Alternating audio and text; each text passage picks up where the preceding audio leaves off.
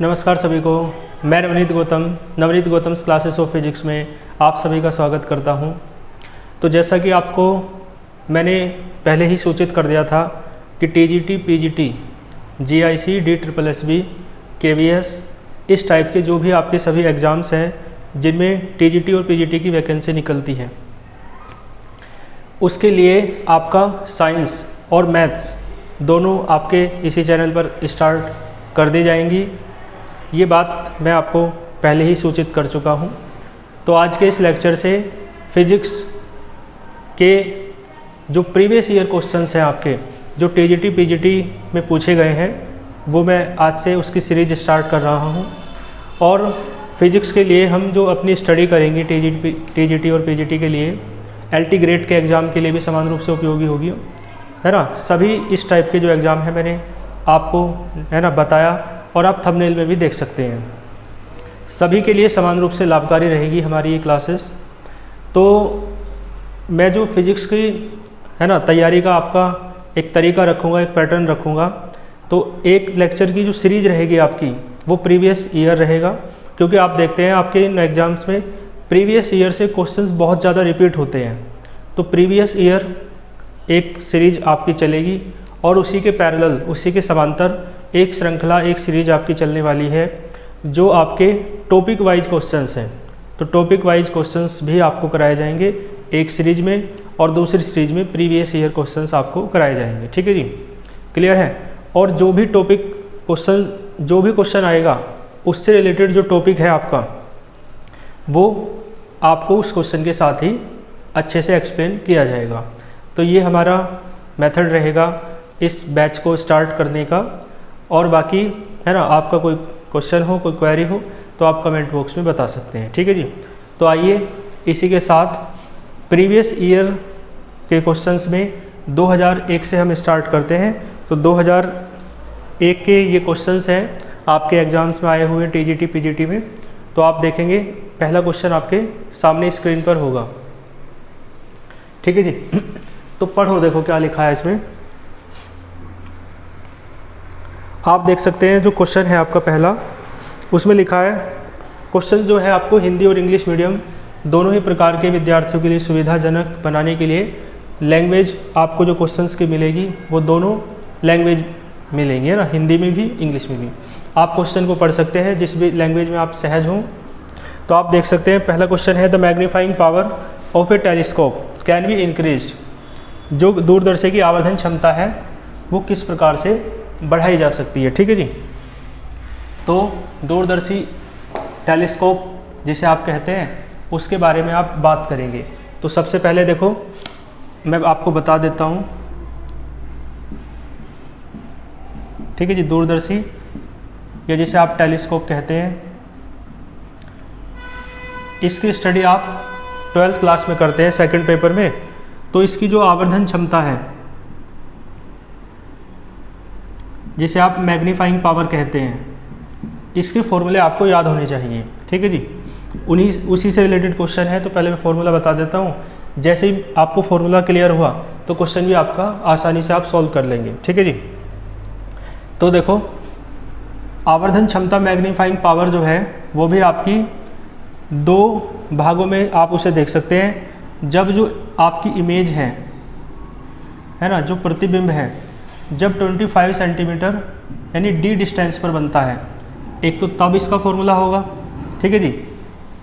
तो क्या होता है, आप याद रखेंगे मैग्नीफाइंग पावर को यानी आवर्धन क्षमता को m से डिनोट करते हैं, प्रदर्शित करते हैं। और इसका सूत्र होता है माइनस का FO upon FE, 1 plus FE upon D। ठीक है जी। एक सूत्र आपका ये है, जब प्रतिबिंब, अंतिम प्रतिबिंब d दूरी पर बनता है।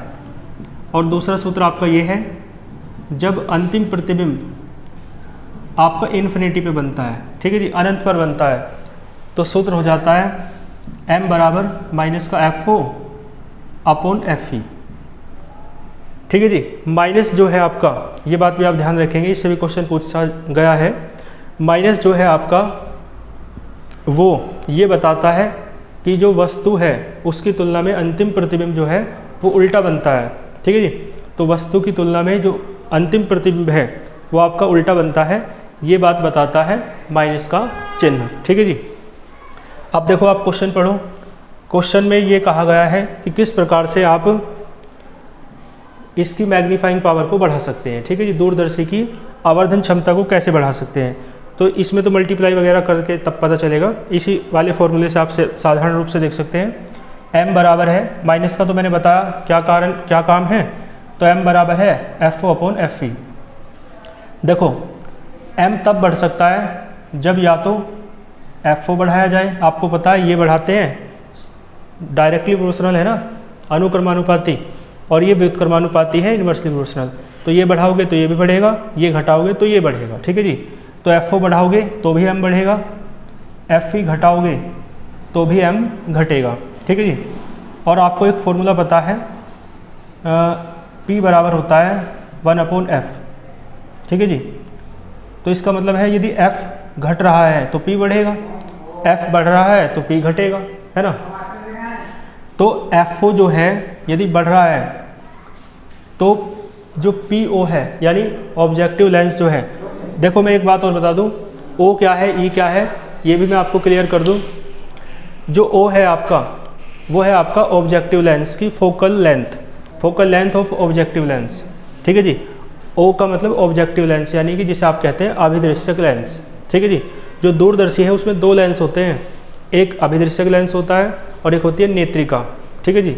नेत्रिका यानी जहाँ से आप देखते हैं, जैसे ये सूक्ष्म वो है दूरदर्शी, तो दूरदर्शी में इस तरीके से बनी रहती है, नेत्रिका रहती है आगे, नेत्रिका छोटी रहती है। अभिदृश्यक लेंस बाद वाला लेंस होता है जो बड़ा रहता है। ठीक है जी। तो बड़ा लेंस अभिदृश्यक लेंस जिसे आप ऑब्जेक्टिव लेंस कहते हैं, उसकी फोकल लेंथ है FO। ठीक है जी। इसे आप हिंदी में कहते हैं अभिदृश्यक लेंस की फोकस दूरी। और FE जो है आपका, वो है आपका नेत्रिका की फोकस दूरी यानी फोकल लेंथ ऑफ आईपीस। ठीक है जी। तो ये नेत्रिका और ये अभिदृश्यक यानी कि आईपीस और ये ऑब्जेक्टिव लेंस। ठीक है जी। ऑब्जेक्टिव लेंस इसमें टेलीस्कोप में दूरदर्शी में बड़ा होता है और ये आईपीस होती है छोटी। ठीक है जी। और यदि सूक्ष्मदर्शी में बात करें तो अपोजिट हो जाएगा।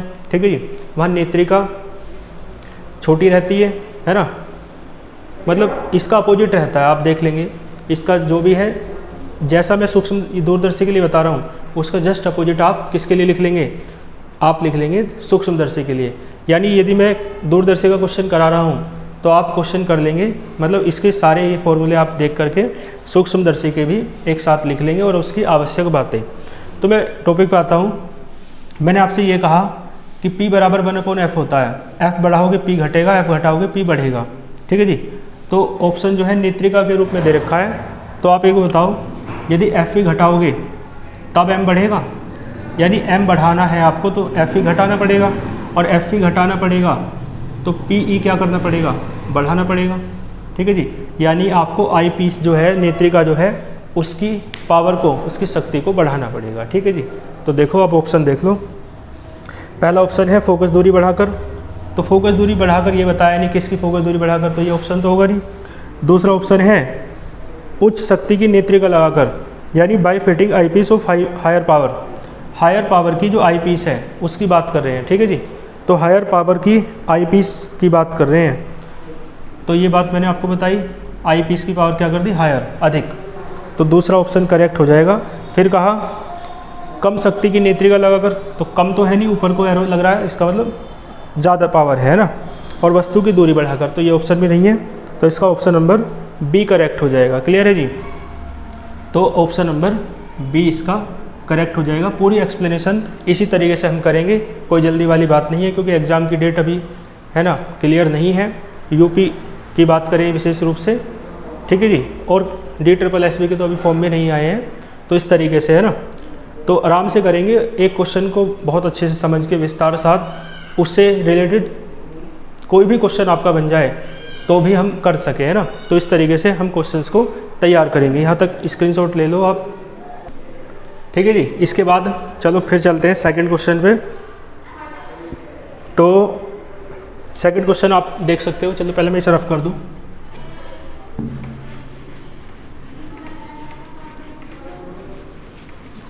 ठीक है जी। स्क्रीनशॉट लेते चलो, नहीं तो PDF जो है ना आपको टेलीग्राम चैनल पर मिलेगी। वीडियो के डिस्क्रिप्शन बॉक्स में टेलीग्राम चैनल का लिंक दिया हुआ है, आप उसे ज्वाइन कर सकते हैं और फिर वहाँ पर आपको ये जो मैंने आपको करा रहा हूँ इसकी PDF आपको मिल जाएगी। ठीक है जी। तो आप देखें क्वेश्चन नंबर 2 जो है आपके सामने होगा। इसमें आपसे कहता है डिफ्रैक्शन एंड रिफ्रैक्शन इंडिकेट, यानी जो विवर्तन है और अपवर्तन है वो किसे संकेत करते हैं? तरंग प्रकृति को करते हैं, कण प्रकृति को करते हैं, तरंग और कण दोनों प्रकृति को करते हैं, या उपरोक्त में से कोई नहीं। ठीक है जी। हिंदी इंग्लिश में आप अपने अनुसार पढ़ सकते हैं। ठीक है जी। तो देखो इस क्वेश्चन को भी समझ लो। आपसे कहा है कि जो विवर्तन और अपवर्तन है वो किस किस प्रकृति को शो करते हैं। ठीक है जी। तो देखो मैं आपको बता दूं, जो आपका है ना डिफ्रैक्शन है जिसे आप विवर्तन कहते हैं। ठीक है जी। जो आपका पोलराइजेशन है, किस किस की बात की क्वेश्चन है ना, पढ़ो एक बार।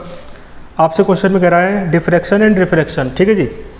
ठीक है, तो बात करेंगे भी। पहले मैं इनकी बात करूं। डिफ्रैक्शन है, पोलराइजेशन है और आपका एक होता है इंटरफेरेंस जिसे आप व्यतिकरण कहते हैं। ठीक है जी। ये जो है ना आपके, ये आपके वेव नेचर को प्रमोट करते हैं, मतलब फेवर करते हैं। ये किस सिद्धांत के द्वारा जाने जाते हैं? वेव नेचर के द्वारा, तरंग प्रकृति के द्वारा समझे जाते हैं, एक्सप्लेन किए जाते हैं। और आपका एक होता है फोटो इलेक्ट्रिक इफेक्ट जिसे आप प्रकाश वैद्युत प्रभाव कहते हैं। ठीक है जी। और एक होता है आपका कॉम्पटन इफेक्ट, ये BSc में आप पढ़ते हैं कॉम्पटन इफेक्ट, कॉम्पटन प्रभाव कहते हैं हिंदी में। तो ये जो सब हैं ये आपके पार्टिकल नेचर के द्वारा है ना व्याख्या इनकी की जाती है कण प्रकृति के द्वारा। ठीक है जी। और जो आपका रिफ्लेक्शन है, रिफ्लेक्शन जिसे आप परावर्तन कहते हैं, और आपका रिफ्रैक्शन है जिसे आप अपवर्तन कहते हैं। इनकी जो व्याख्या है ना वो आपकी पार्टिकल नेचर के द्वारा भी हो सकती है और साथ में वेव नेचर के द्वारा भी इनकी व्याख्या हो जाती है, पार्टिकल और वेव दोनों नेचर। ठीक है जी। न्यूटन का कणिका सिद्धांत था, आपको पता हो, न्यूटन है ना, कार्पल्स थ्योरी जो था, तो उसके आधार पर न्यूटन ने पार्टिकल माना था, लाइट में पार्टिकल्स निकलते हैं ना, तो उसके आधार पर न्यूटन ने इनकी व्याख्या कर दी थी। लेकिन रिफ्रैक्शन के केस में उनकी व्याख्या थोड़ी अच्छी नहीं थी। तो आप ऐसा कह सकते हो कि रिफ्लेक्शन जो है वो तो पार्टिकल और वेव दोनों के लिए है। ठीक है जी। लेकिन जो रिफ्रैक्शन है उसे आप कह सकते हो केवल वेव से रिलेटेड है ना। हालांकि रिफ्रैक्शन की व्याख्या भी की थी न्यूटन ने पार्टिकल नेचर के आधार पर, लेकिन वो सही नहीं थी, है ना। तो आप ऐसा कह सकते हो कि रिफ्लेक्शन और रिफ्रैक्शन दोनों में से रिफ्लेक्शन को तो दोनों समझा सकते हैं, लेकिन जो रिफ्रैक्शन है उसे वेव नेचर अच्छे से समझाती है। ठीक है, पार्टिकल नेचर अच्छे से एक्सप्लेन नहीं कर पाता है। और इनके लिए मैंने बताया पार्टिकल नेचर और इनके लिए बताया वेव नेचर। अब आप अपना क्वेश्चन पढ़ लें और आंसर आपको खुद मिल जाएगा। ठीक है, देखो क्वेश्चन क्या कह रहा है। वो कह रहा है डिफ्रैक्शन और रिफ्रैक्शन। तो डिफ्रैक्शन के लिए मैंने बताया वेव नेचर, और रिफ्रैक्शन के लिए रिफ्रैक्शन ये रहा। मैंने बताया पार्टिकल नेचर तो सही नहीं माना जाएगा, वेव नेचर, तो इसके लिए भी और डिफ्रैक्शन के लिए भी क्या है? Wave nature. तो इसका ऑप्शन नंबर कौन सा करेक्ट होना चाहिए? ठीक है जी, वेव नेचर वाला है ना, यानी ऑप्शन नंबर इसका A करेक्ट होना चाहिए। ठीक है जी, क्लियर है जी। तो ऑप्शन नंबर इसका A करेक्ट हो जाएगा, वेव नेचर यानी कि तरंग प्रकृति। ठीक है जी, स्क्रीनशॉट ले लो। इसके बाद चलते हैं क्वेश्चन नंबर 3 पर।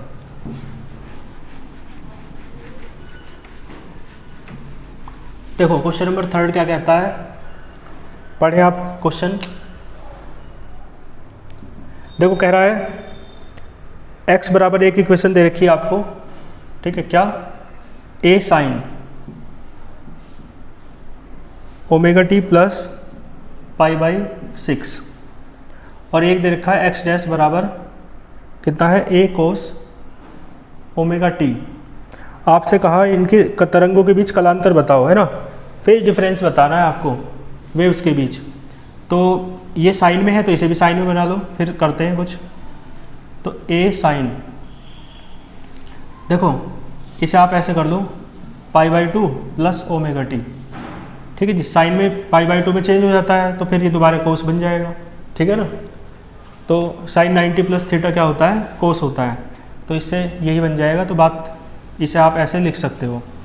अब देखो फेज जो रहता है ना, ये रहता है फेज, और फेज का जो डिफरेंस ले रहा है, तो यानी मान लो ये φ1 है, ये φ2 है, तो डेल्टा फाई निकाल लो, ठीक है जी। तो φ2 माइनस φ1 कर लो, φ2 ये रहा सारा, π/2 प्लस ओमेगा टी, और माइनस φ1 ये रहा सारा, ओमेगा टी प्लस π/6, ठीक है जी। ये खोलो ब्रैकेट, माइनस का ओमेगा टी और माइनस का π/6, ओमेगा टी से ओमेगा टी कैंसिल, देखो इसे आप 3π/6 लिख सकते हो, और ये π/6 है तो माइनस करके आएगा 2π/6 यानी कि π/3, ठीक है जी। ऑप्शन देखो अब कौन सा करेक्ट हो जाएगा, तो ऑप्शन नंबर आपका ए करेक्ट हो जाएगा, ठीक है जी। ऑप्शन नंबर ए यानी कि π/3। क्लियर है जी, ले लो स्क्रीनशॉट। इसके बाद चलते हैं क्वेश्चन नंबर 4 पर।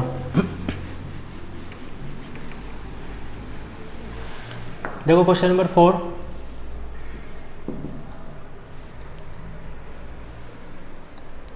क्वेश्चन नंबर 4 में आपसे क्या कह रहा है, देखो इसने कहा दो निकटवर्ती कुंजी एक साथ दबा दी गई है ना, पियानो कीज है, उन्हें एक साथ दबा दिया गया है ना, स्ट्रक कर दिया गया है। तो जो नोट्स हैं, जो स्वर हैं है ना, उनके द्वारा उत्सर्जित उनकी आवृत्तियां हैं N1 और N2। क्लियर है जी, यानी उनसे जो स्वर निकलेंगे उस पियानो कीज से, वो N1 और N2 है उनकी आवृत्ति यानी फ्रीक्वेंसी। तो नंबर ऑफ बीट्स कहा, यानी विस्पंदों की संख्या पूछी है पर सेकंड, ठीक है जी। तो ये तो है ना, विस्पंद एक चैप्टर है ना 11th क्लास में, ठीक है जी। तो विस्पंद का पोर्शन आता है, टॉपिक आता है, तो विस्पंदों की संख्या कह दो हिंदी में, या नंबर ऑफ बीट्स कह दो इंग्लिश में, ठीक है जी। बात एक ही है, ठीक है जी। जैसा हार्ट बीट होता है ना, अधिक होना कम होना, अधिक होना कम होना, वही तो है बीट्स, एक अधिक और एक कम के संयोजन को है ना, के कॉम्बिनेशन को आप कहते हैं बीट, ठीक है जी, यानी विस्पंद। क्लियर है जी। तो विस्पंदों की संख्या का फ्रीक्वेंसी के टर्म्स में फॉर्मूला है N1 डिफरेंस N2, ज़्यादा में से कम वाले घटा देते हैं, ठीक है जी। तो ये विस्पंदों की संख्या है प्रति सेकंड या नंबर ऑफ बीट्स पर सेकंड। तो ऑप्शन नंबर सी आपका करेक्ट हो जाएगा, N1 डिफरेंस N2, ठीक है जी। विस्पंदों की संख्या और कैसे, तो प्रति सेकंड, ठीक है जी, नंबर ऑफ बीट्स पर सेकंड। क्लियर है जी। तो ऑप्शन नंबर सी करेक्ट हो जाएगा, ले लो स्क्रीनशॉट।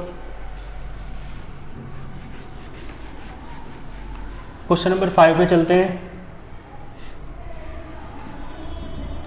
क्वेश्चन नंबर 5 आपसे कहता है, देखो दो स्वरित्र हैं ट्यूनिंग फॉर्क, तो ट्यूनिंग फॉर्क ये रहता है, इस तरीके से होता है ट्यूनिंग फॉर्क, ठीक है जी। ट्यूनिंग फॉर्क यानी स्वरित्र। तो दो स्वरित्र हैं, एक ए है और दूसरा बी है, एक साथ ध्वनित किए जाते हैं ना, इनसे स्वर निकलते हैं, तो ये 4 विस्पंद प्रति सेकंड उत्पन्न करते हैं, ठीक है जी, 4 विस्पंद प्रति सेकंड। क्लियर है। और यदि अब देखो ए पर क्या कर दिया, मोम लगा दिया, ए पर थोड़ा मोम लगाने पर पुनः दोनों को एक साथ ध्वनित करते हैं, ठीक है जी। तो 2 विस्पंद उत्पन्न करते हैं, यानी जब मोम नहीं लगा था तब तो 4 विस्पंद थे, है ना, और जब मोम लगा दिया है ए पर तो कितने विस्पंद बन रहे हैं, 2, ठीक है जी। जो ए की आवृत्ति है वो 256 है, ठीक है जी। मान लो ए ये है और बी ये है, ए की जो आवृत्ति है, ठीक है जी, वो कितनी है, 256। क्लियर है, 256। अब एक बार बताओ, शुरुआत की बात करो पहले।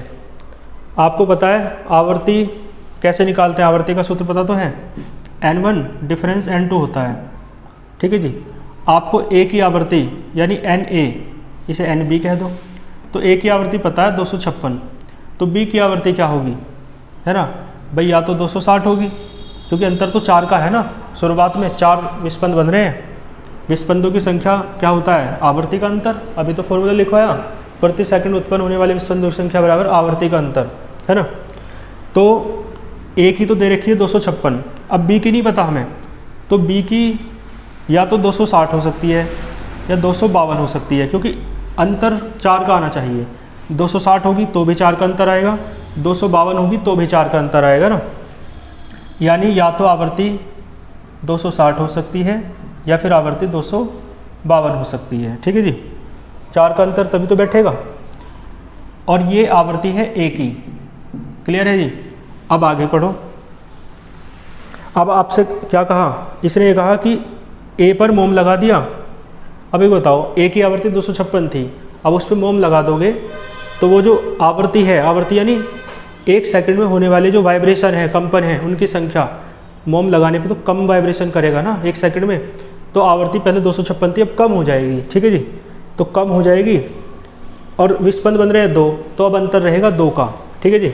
तो कम हो जाएगी, तो कम होने का मतलब ज़्यादा होगी तो इधर को चलेगा, ऊपर को नहीं, नीचे को, तो कम हो जाएगी।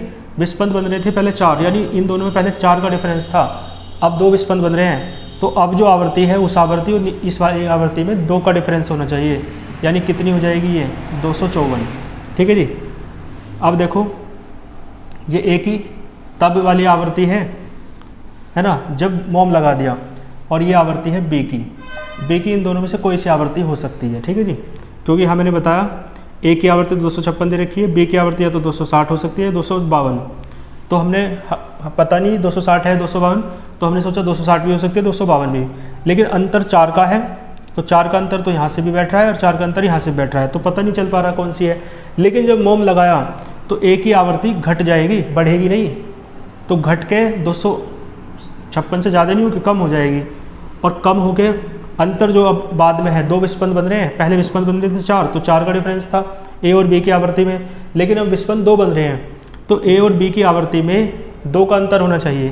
तो ये तो ए की आवर्ती है घटने के बाद, बी की आवर्ती है, तो अंतर देखो 2 का ही तो है, तो यानी जो ए की आवर्ती है घटने के बाद वो कितनी हो जाएगी 254। किसकी आवर्ती पूछी है, बी की आवर्ती पूछी है, ठीक है जी।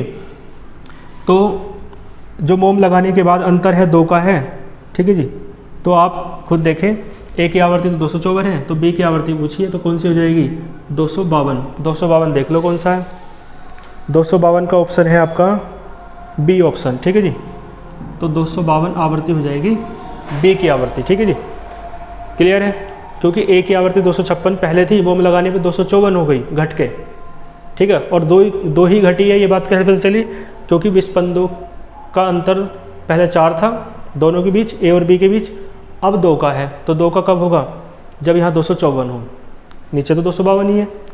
ये ए की है अब मोम लगाने के बाद, और ये बी की 252 थी जो पहले भी थी, तो बी की आवर्ती पूछिए 252 हो जाएगी, ठीक है। क्वेश्चन ये थोड़ा समझने का है, ठीक है जी। तो ये इसका आंसर हो जाएगा ऑप्शन नंबर, ठीक है जी, बी। स्क्रीनशॉट ले लो। चलो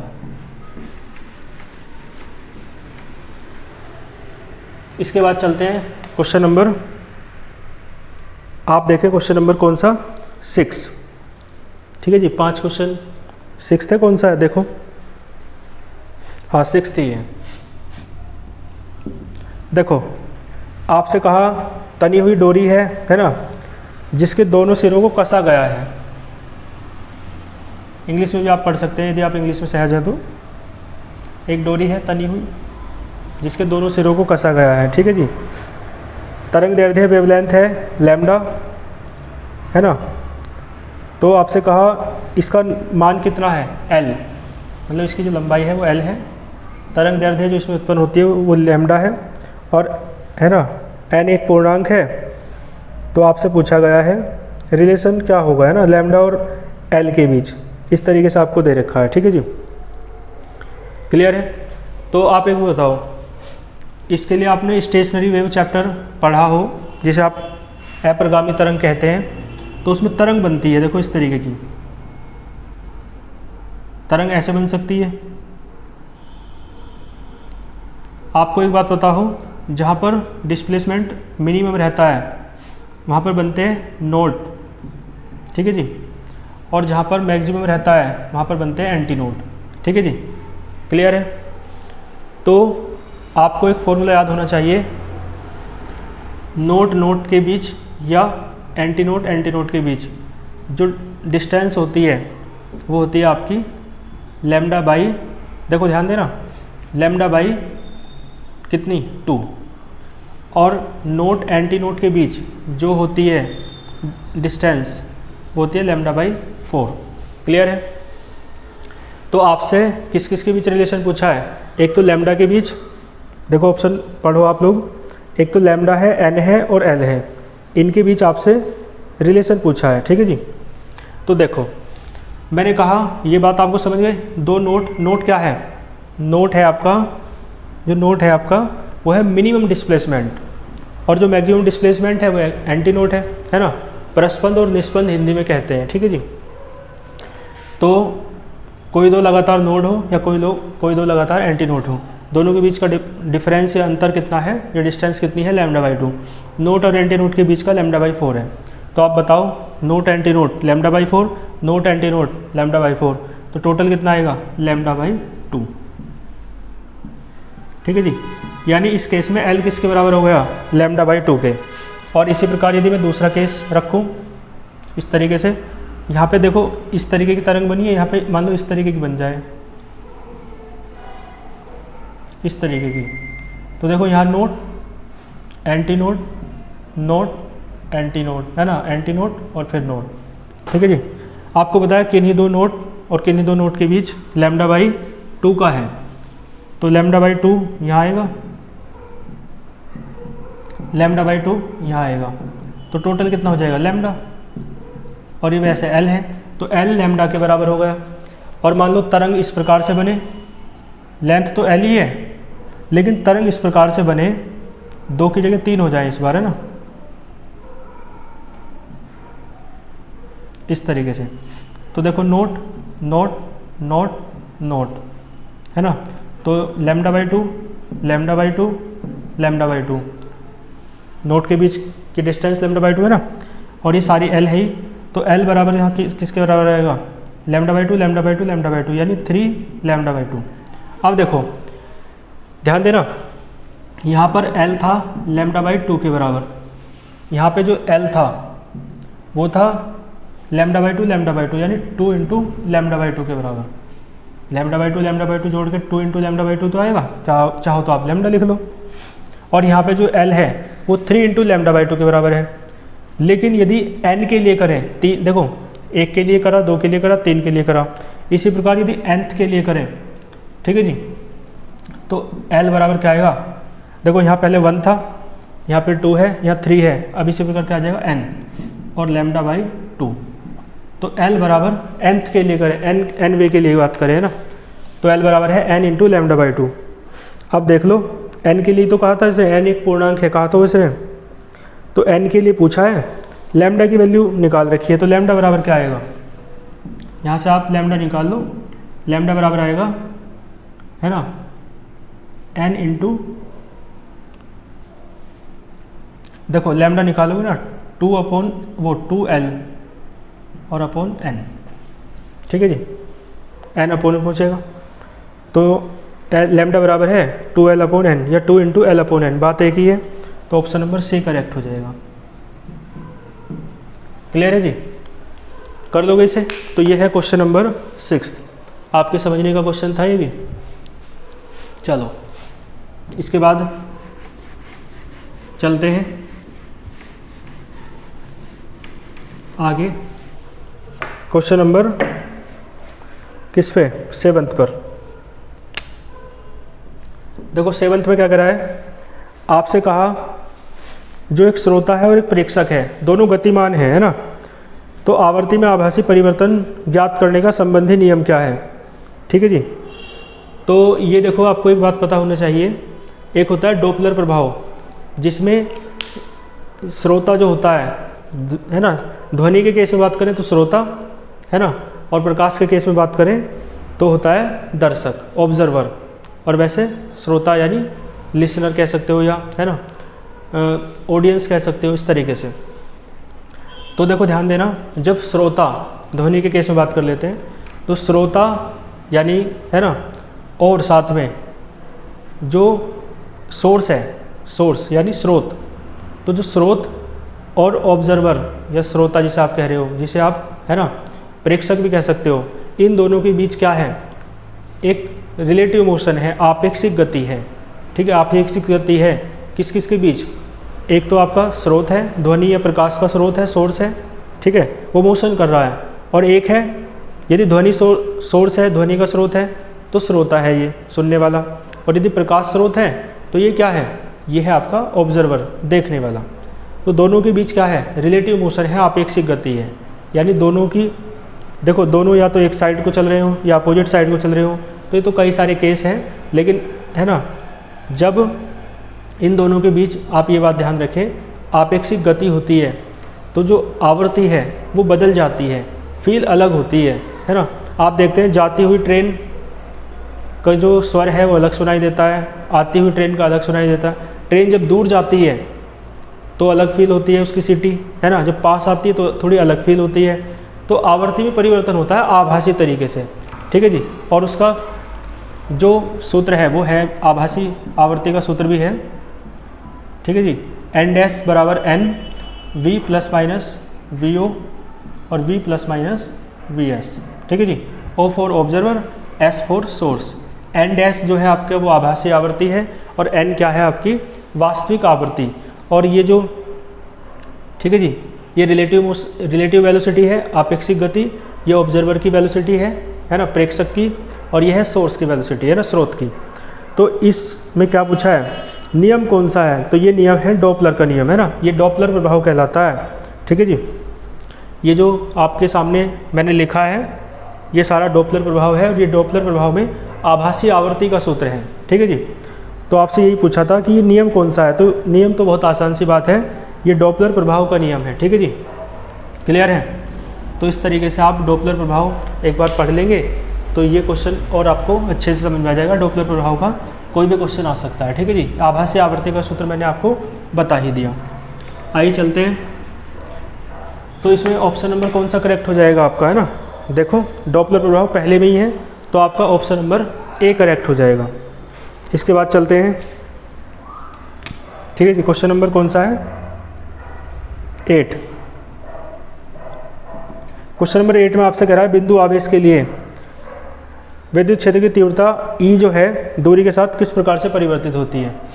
देखो बिंदु आवेश के लिए, ये बिंदु आवेश है, मान लो इसका चार्ज Q है आवेश, और पॉइंट P पे आप निकाल रहे हैं, तो फॉर्मूला होता है विद्युत क्षेत्र की तीव्रता का 1/4 पाई एप्सिलॉन नॉट Q/r², ठीक है जी।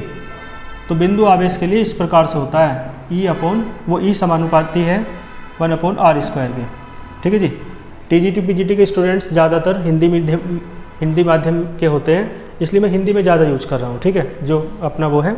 बाकी इंग्लिश में क्वेश्चन है, आप समझ सकते हैं। तो जो इलेक्ट्रिक फील्ड है, जो वैद्युत क्षेत्र है बिंदु आवेश के कारण due to a point charge, वो ये फॉर्मूला होता है। तो आर के साथ इसका रिलेशन क्या है, इनवर्सली प्रोपोर्शनल है ना, स्क्वायर ऑफ डिस्टेंस के, दोनों के बीच की दूरी, है ना, इनके बीच की दूरी के वर्ग के व्युत्क्रमानुपाती होता है, ठीक है जी, वैद्युत क्षेत्र। तो इसका ऑप्शन नंबर ए करेक्ट हो जाएगा, क्लियर है। तो ऑप्शन नंबर ए, ठीक। और यदि द्विध्रुव के कारण कहें तो आपको पता है द्विध्रुव के कारण ये फॉर्मूला होता है ना, ये तो है एक्सियल पोजीशन में, अक्षीय स्थिति में 2p/r³, और निरक्षीय में बात करें नॉन एक्सियल में तो फॉर्मूला होता है 1/4 पाई एप्सिलॉन नॉट और p/r³, ठीक है जी। तो यहाँ पे दोनों ही स्थितियों में जो E है वो r³ के इनवर्सली प्रोपोर्शनल होता है, व्युत्क्रमानुपाती होता है। तो ये क्या है, द्विध्रुव के कारण, है ना, यानी due to a dipole electric field intensity, वैद्युत क्षेत्र की तीव्रता।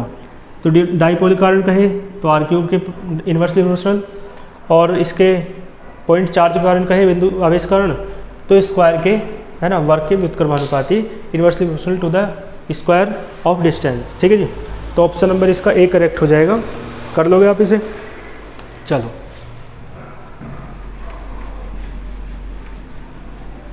इसके बाद है आपका क्वेश्चन नंबर 9। देखो आपसे क्या कहा, एक सेंटर है क्यूबिकल बॉक्स का, ठीक है जी, क्यूबिकल बॉक्स है, ठीक है जी, इस तरीके से क्यूबिकल बॉक्स है, यानी क्यूबिकल बॉक्स यानी क्यूब है, घनाकार है, घन है ना।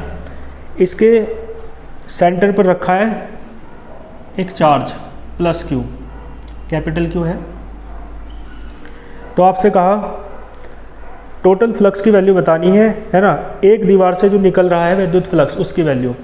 तो आपको पता होना चाहिए गॉस की प्रमेय, गॉस की प्रमेय के अनुसार किसी बंद फ्लक्स से, किसी है ना क्लोज सरफेस से गुजरने वाला जो इलेक्ट्रिक फ्लक्स है, वैद्युत फ्लक्स है, वो होता है ये, ठीक है जी, गॉस की प्रमेय है ये।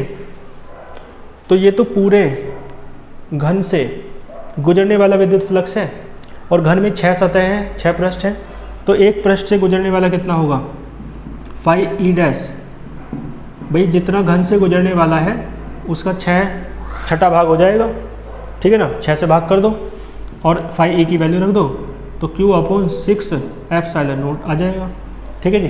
भाई कहने का मतलब 6 जो पृष्ठ हैं उनसे तो गुजर रहा है फाई ई, तो एक पृष्ठ से कितना गुजरेगा, फाई ई/6, ठीक है, यही तो काम करा है। और एक पृष्ठ से, एक फलक से, है ना, एक सरफेस से गुजरने वाला विद्युत फ्लक्स से तो निकालना था आपको, तो कितना हो जाएगा, Q/6 एप्सिलॉन नॉट। क्यू यहाँ पे कैपिटल कहा तो कैपिटल क्यू ले लो, कोई दिक्कत नहीं, ठीक है जी। तो Q/6 एप्सिलॉन नॉट यानी कि ऑप्शन नंबर आपका डी करेक्ट हो जाएगा, ठीक है जी, स्क्रीनशॉट ले लो।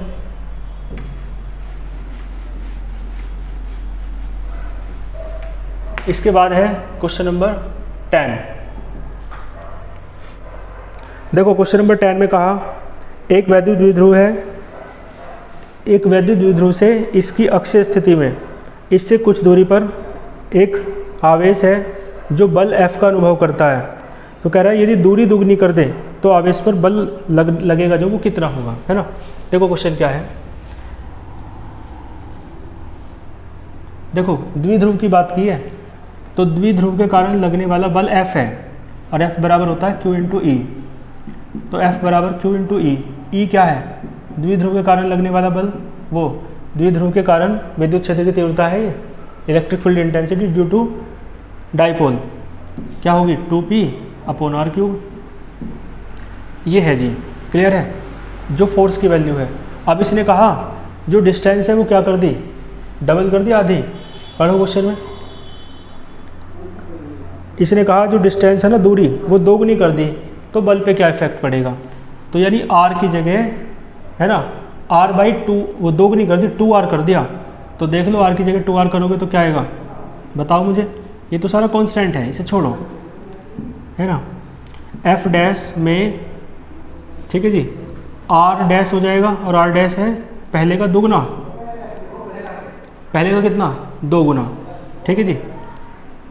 चलो मैं लिख के ही कर दूँ, ये तो सारा ऐसे ही रहेगा, 1/4πε0 और 2p, r डैश हो जाएगा, और r डैश की जगह मैंने क्या कहा, 2r, पहले का दुगना। तो देखियो f डैश बराबर क्या आएगा, 2 दूनी 4 दूनी 8, 8 तो बाहर आ गया, और ये सारा ऐसे ही Q/1/4πε0 2p/r³। और ये देख के बताओ ये क्या है, ये तो f है, तो f डैश कितना आया, f/8, ठीक है जी, यानी f का 8वां भाग आ जाएगा, f/8। क्लियर है जी। तो इस तरीके से ये क्वेश्चन भी आपका कंप्लीट होता है। ऑप्शन नंबर इसका डी हो जाएगा करेक्ट, है ना, ऑप्शन नंबर डी, ठीक है जी। तो इसी तरीके से, है ना, आज के लेक्चर में इतने रखते हैं, और इसी तरीके से ये हमारी श्रृंखला जारी रहेगी। लेकिन ये श्रृंखला जारी रहे, आप लोगों का इसके लिए सपोर्ट चाहिए, है ना, आप लोगों का स्नेह चाहिए। तो इसलिए आप अधिक से अधिक इस टाइप के स्टूडेंट्स जिनके लिए ये वीडियो, ये लेक्चर्स लाभकारी हो सकते हैं, आप उन तक पहुँचाइए और हमें सपोर्ट कीजिए, और ताकि हम लोग भी आपके लिए इसी तरीके का कंटेंट बनाते रहें, ठीक है जी। तो मिलते हैं नेक्स्ट लेक्चर में।